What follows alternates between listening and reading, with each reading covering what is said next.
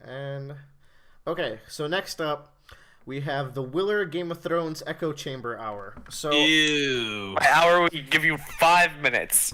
Will is the only person that keeps up with Game of Thrones. I would keep up with Game of Thrones, but I don't have HBO. I've already been spoiled on everything anyway, so it's like no care for me.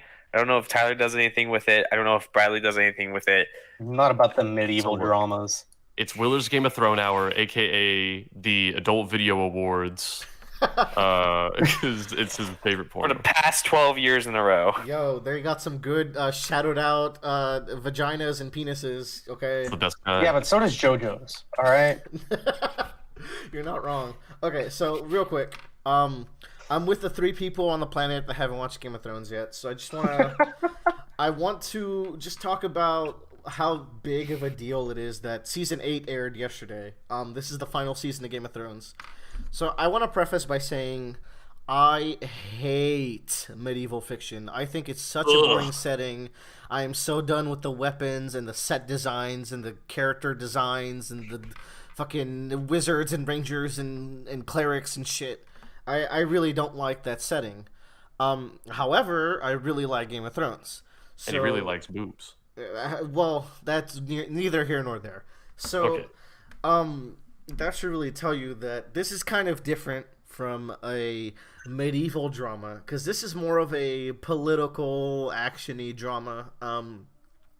If you don't know the structure of Game of Thrones, it follows the books for the first 5-ish seasons, and then season 6 and 7 and 8 are branching off from the book because George R. R. Martin is probably not going to finish them. God. What's wrong with him? Yeah, it's kind of Bradley. You know a little bit about the pain of unfinished series, so Oh, I want to talk about it. at a different time maybe. So, Rep Hunter x Hunter. well, no, that's not even a Bradley series. That's an Us. Hunter x Hunter hiatus. That's a Hunter I'm getting all huffy. Hunter x Hunter hiatuses are like rookie hiatuses. None of us read Vagabond, which is apparently the serious one. But anyway, You know what? Fair enough. So Game of Thrones. Here's the selling points of Game of Thrones. It has really good plot.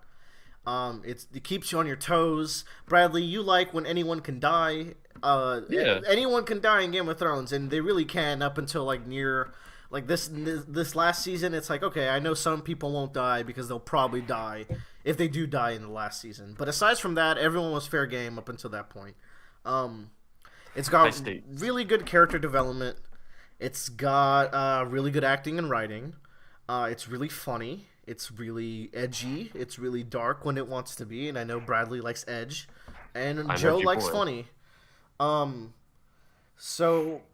Yeah, like it's also really good throughout. So it as between us, we know that me and Bradley's favorite show is Breaking Bad. Oh my God. This isn't Breaking Bad level. I won't set you up for that. But it's probably my second or third favorite TV show. And that's even considering it gets a lot of flack because there's so many people watching it that it's both room to a lot of praise and a lot of criticism. So one of the criticisms with the show is, especially last season, imagine a show that moves at like a really slow pace a lot of the time. Characters talk a lot. They travel to locations. It takes several episodes and adventures happen. Yeah. So when you get to season 7, you only have a core cast of characters left for various reasons. A lot of them being death, but there's also other reasons. And the season 7 has 7 episodes, and it's like, okay, we gotta fucking wrap up this multi-plot threaded huge story. So things got way faster paced, and a lot of people didn't like that. It was pretty jarring compared to the other seasons, where people were moving between locations really fast. But even that season had a lot of really good moments. So I'll still defend season 7. There's one bad season in Breaking Bad, and it's season 5. That season's trash. Can't defend There's no that. bad seasons in Breaking Bad. There fucking aren't. Wait, did I say Breaking Bad or Game of Thrones? Yeah, you said Breaking Bad. I was like, there's no bad seasons of Breaking Bad. They're all fine. No, season 5 of Game of Thrones is bad. Breaking Bad is good every time. Every time. Yeah, I'll be talking about this as the season goes on. You'll probably catch it in at least like another podcast or so. But the episode yesterday was really good. They covered a lot of ground. It was a very introductory episode. This season's only 6 episodes, and some of them will be longer. So yeah, This is the season premiere, right? Episode that you're talking about? yeah. Yesterday was the season premiere episode, and there's And this is 5 the more. final season? Yeah. So now's a Big good time to thing at the catch end. up if you're gonna. Yeah, and for anyone out there planning on bombing my house because I haven't watched Game of Thrones yet, I will eventually. I feel like it's kind of my duty. I mean, it's a cultural phenomenon, so at some point I will have to check it out. I specifically think Bradley would like it because the tone.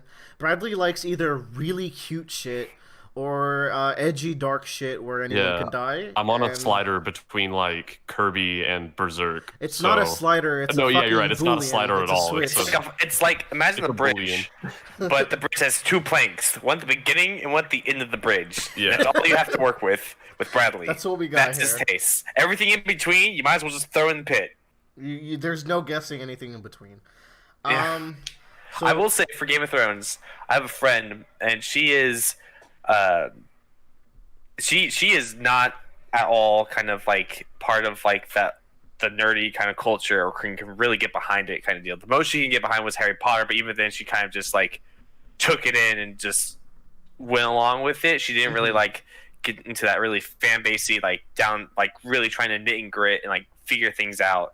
And the past 3 months she's been catching up with Game of Thrones. Like she hadn't watched it at all, and it's like her new favorite thing. And she is not a person that can like that really gets into these deep fan base titles. Like I want Someone who would be classified as a normal person. yeah. some might say.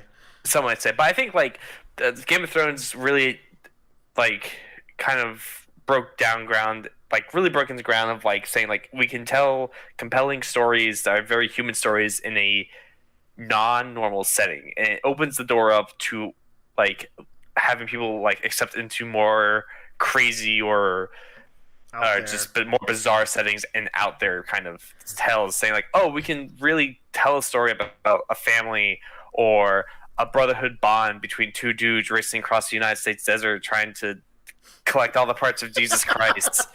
All right. Had to do it. You had to do it, didn't you? All right, real quick before we transition into the big meat. Did you like my segue? You should have waited for me to talk because that was a perfect segue. Just real quick, yeah, it's amazing how Game of Thrones can appeal to a very normal crowd. People who don't really like stuff that's really deep and it's nerdy and like as fantastical as that. Game of Thrones is really good at appealing to them, partially probably because of the boobs, but realistically, I know really like people who don't get into stuff like we do, but they're into Game of Thrones more than I am. Like the most dude bro person in my high school, I see him post like Snapchats about it, so it's pretty serious.